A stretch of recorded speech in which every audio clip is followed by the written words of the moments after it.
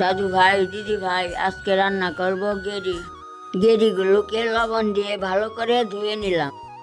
4-5 বার ধুতে হবে, এগুলা ভিডিওতে দেখাতে পারি নাই।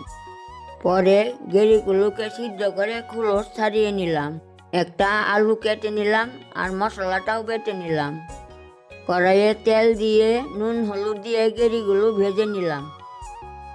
এগুলো খাওয়া চোখের জন্য খুব উপকার। পরে আলুগুলো ভেজে নিলাম। তোমরা যদি এগুলা খেয়ে থাকো কমেন্টে বলবে অবশ্যই। কড়াইয়ে তেল দিয়ে পেঁয়াজ দিয়ে মশলাটাও দিয়ে দিলাম। নুন হলুদ দিয়ে ভেজে রাখা আলু আর গেরিগুলোও দিয়ে দিলাম। নাড়াচাড়া করে একটু ঝোল দিলাম। গরম মশলা বাটা দিয়ে নামিয়ে নিলাম। তরকারিটা কেমন হয়েছে কমেন্টে বলবে। একটা লাইক একটা সাবস্ক্রাইব করে পাশে থাকবে।